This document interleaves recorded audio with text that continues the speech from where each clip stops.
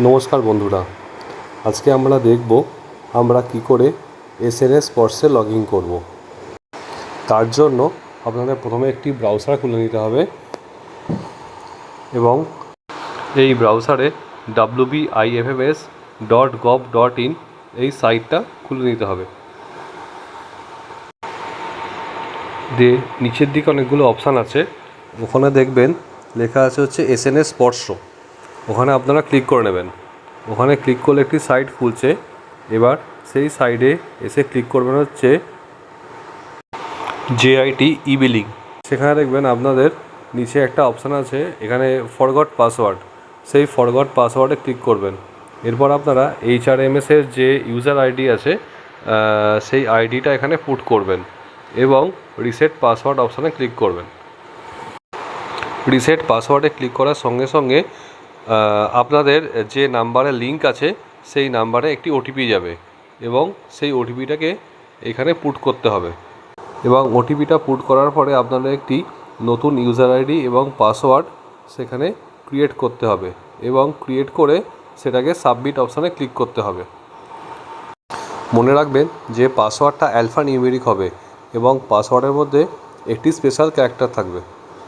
এরপরে সাবমিট অপশানে ক্লিক করলেই দেখবেন যে এরপর আপনাদের ওই আগের হোম পেজটা খুলে গেছে। সেই হোম পেজে তখন আপনারা আবার আপনাদের সেখানে ইউজার আইডি পাসওয়ার্ড দিয়ে লগ ইন করতে হবে। ইউজার আইডি আর পাসওয়ার্ড দিয়ে লগ ইন করার পরে ক্যাপচা দেওয়ার পরে সাইন ইন অপশানে ক্লিক করলেই দেখবেন যে আপনাদের ফোনে ওটিপি গেছে। ওটিপি দিয়ে ভেরিফাই অ্যান্ড লগ ইনে ক্লিক করতে হবে। এটাই হলো আমাদের এসএনএস স্পর্শর ড্যাশবোর্ড। ধন্যবাদ বন্ধুরা। আর কিছুদিনের মধ্যেই আমরা এসএনএস স্পর্শর চেকার অ্যান্ড মেকারের সংক্রান্ত ভিডিও নিয়ে আপনাদের সামনে আসছি। নমস্কার।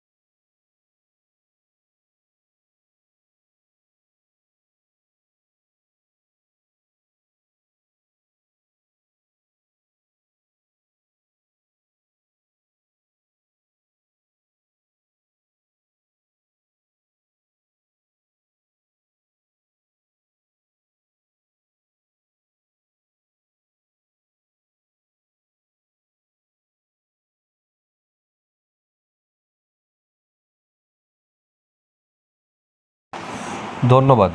এভাবেই আপনারা SNS স্পর্শ ড্যাশবোর্ডে লগ ইন করতে পারেন খুব সহজেই। নমস্কার।